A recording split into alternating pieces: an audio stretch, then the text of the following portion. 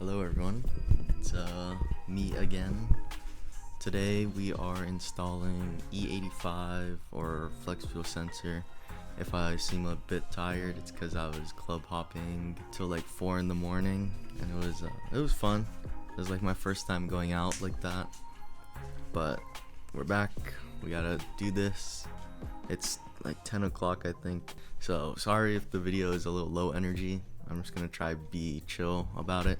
The mic might sound weird because it's not facing me anymore, but today we're installing these components. I've already had this made today. I just did it. And then those are the connectors. And then this is the P3 wire harness that goes with the E85 sensor. And then this is the thing itself. Put a picture up of what it looks like with it fully installed in the car. And then this is a billet bracket from Amazon, $7. Pretty good deal. But most of the things are taken apart already. Like, just move that. The fuel's already disconnected. The intake is disconnected. I just wanted to keep it like that, or not keep it like that, but to like show you guys, because I think most of you guys know how to do the fuel stuff. It's just this yellow, or not yellow, gray tab. You just push back and it disconnects. And then I don't think I mentioned this fuel line is from KDM tuners. You can see their logo right there, but I chopped off their end because they only had a 45. So my idea is, or this was a 45 degree and I changed it to a 90 degree, but my idea is this. So the sensor is gonna sit right here. You do have to cut this plastic, but it's fine. And then the bracket will sit flush, and then the wires will go down over there and through. It should be pretty quick since I set up everything already. It took me a little while. I did draw a diagram. I'll probably like post a picture, and I'll just link all the parts in the description, so you guys can do this yourself if you want to, or if you are interested in doing this kit yourself. I'll link everything down in the description of the video, so you can get it there.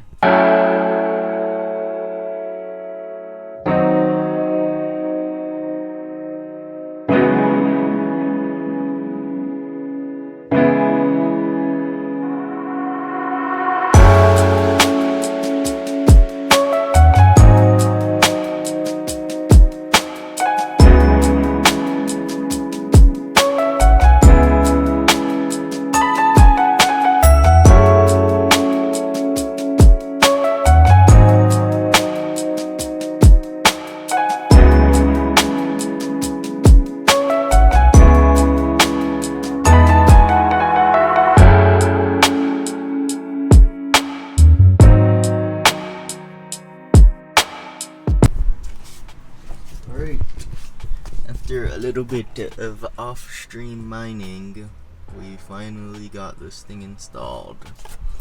The reason why it took, I think, 2 hours, I had to shave down, pretty much, one of these, almost to like 3 threads left, because it wouldn't fit. I selected the right one from KDM tuners, but they still, I have no idea. They just sent me, I guess, the wrong set or something along those lines. Camera's cracked, well, the thing, but yeah, I'll probably just cut to when I get it all together, and then just show you guys the final result. I'm tired. I'm so tired. Alright. It's been 2 or 1 week since we did the E85 install. Everything's done. I would turn the car on, but I'm doing Catchcan stuff. You can't see the sensor, but if I the keys on somewhere else, but the sensor goes right here, And then the reason why the car's been down for a week, because of this. See this? This is AN lines. This is the factory barb. So I had to buy an Evo 10 AN fitting, 10 AN. And the only reason how I found it was because Genesis owners have to do this, or they don't have to, but if they convert to AN, they buy the Evo 10 because we share the same similar parts. And then it's gonna go here to, this is a RADIUM PCV valve, and then it'll go to, I have to remove this bracket, but then it'll go to my Catchcan that'll sit here, and the lines will go like that. So it'll be double AN. This is AN 6 and then AN 10. So it's gonna be same as this for this, and then it converts into, what's it called, AN 6. But yeah, car's been down because of this one piece, and because I cut the hose too early. As you can see, this is the factory hose, so it would have sat like this, but I cut it to fit this in. So this is a barb to, what is this? I think 1/2 inch, and that's on. And then I need to buy another clamp because I had to steal this one, so to go find one of those. But yeah, this should be pretty quick. I'll probably not show me making the lines, but I'll just show like the finished product, and then I'll show you guys inside the car too. So I will be back when I'm done. Also, since this Catchcan is from an Elantra N, I had to modify the plates, so I had to just drill out holes and space it. And then for the fittings, I actually had to shave down the fittings. They look kind of weird, but when everything's set in stone, I mean, if you really look at it, you'll notice it. I had to shave these down because the fitting was too big and it was hitting this. This is what the Catchcan is gonna look like from Boomba. $80 I paid.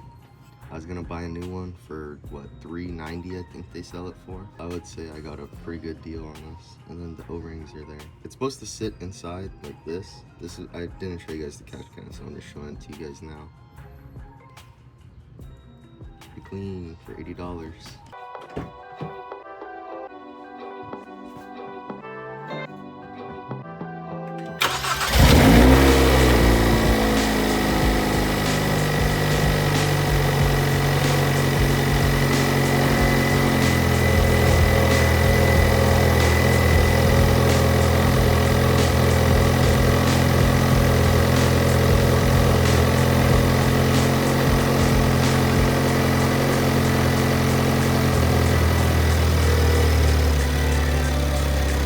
I think we're good, no leaks. Let's go. That's that high pressure fuel pump tick.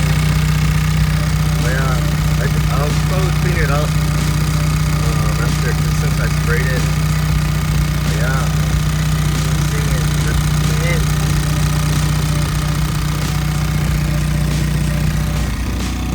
And then I forgot to show you guys sensor.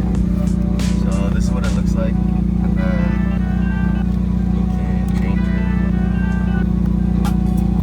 Oh, wrong one. And then ethanol, battery, boost. I don't have it hooked up, so it's not going to show a reading. And then I set it default to ethanol. There's the infamous Hyundai. But we got 5 gallons of E in here, so hopefully tonight we'll get to test it out. Well, I mean, I've tested it out already.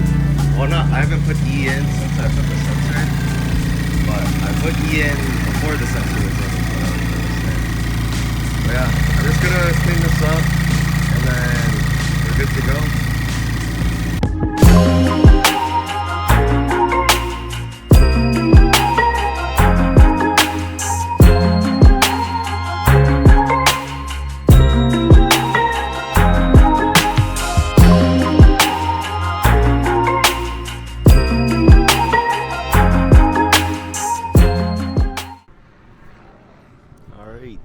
So we're at a small pop-up with the friends.